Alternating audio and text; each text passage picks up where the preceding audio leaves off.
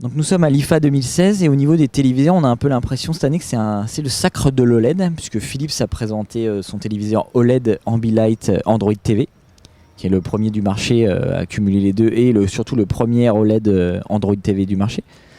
Et dans le même temps, il y a Love qui avait déjà annoncé son téléviseur OLED, qu'il présente ici, donc avec une belle finition, vraiment magnifique. Et cerise sur le gâteau, Panasonic nous a gratifié d'un concept futuriste, une bibliothèque avec un téléviseur transparent. Donc la bibliothèque paraît vraiment ne pas contenir de téléviseur, et quand on allume l'image, boum, la bibliothèque disparaît et on a une image qui s'affiche totalement incroyable dans une cuisine high-tech avec pareil, une vitre qui sépare la table de l'extérieur qui peut elle aussi s'allumer pour afficher les recettes, avec un frigo cave à vin qui pareil, qui est tactile et qui affiche la température du frigo, où on peut afficher des recettes et tout. Donc Panasonic est parti vraiment très loin. Et le paradoxe, c'est que Panasonic utilise une dalle OLED présentée par Samsung au CES en début d'année, transparente. Et de son côté, Samsung annonce son retrait clairement du marché OLED grande taille et ne développera plus du tout les grandes tailles OLED et n'essayera plus de développer une télé grande taille et met le paquet sur le Quantum Dot. Et on nous a bien fait comprendre chez Samsung que l'avenir était dans le Quantum Dot et le but était à terme de supprimer la source lumineuse, c'est-à-dire le rétroéclairage. Et le filtre à cristaux liquides pour conserver uniquement les Quantum Dots qui seraient capables d'émettre leur propre lumière. Donc d'absorber de l'énergie électrique et de renvoyer de la lumière. Donc pour l'instant, ça reste un état de concept. On demande si c'est disponible en laboratoire. On nous dit qu'on ne sait pas non plus. Ce qui est sûr, c'est que ce concept-là n'est pas disponible sur le sens Samsung.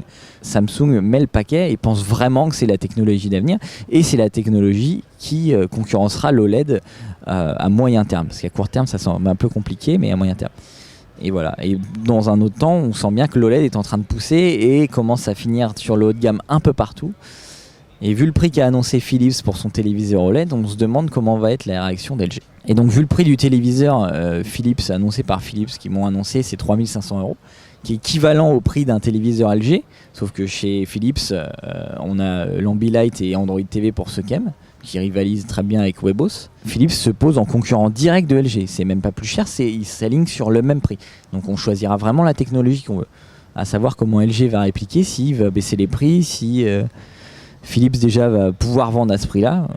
Pour l'instant, on n'en a aucune idée. Le téléviseur Philips OLED est prévu pour une sortie en novembre, alors que le téléviseur OLED de chez Love est déjà disponible et en production. Les précommandes sont en cours de livraison et ça devrait être disponible en France dans le courant septembre, mais ça sera 5 000 € pour le billet d'entrée en 55 pouces. Au final, le bilan de cette IFA côté téléviseur, sans surprise, il n'y a pas beaucoup de nouveautés puisque les constructeurs avaient déjà annoncé leur gamme en début d'année. Donc ils ne vont pas lancer 2 gammes par an, ce qui paraît logique.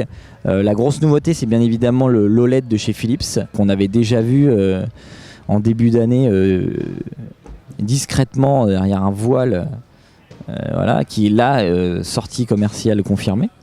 Et l'OLED, la surprise de l'OLED de Love qui a été annoncée cet été, qu'on a pu voir ici, qui est vraiment très très très bien fini, quoi.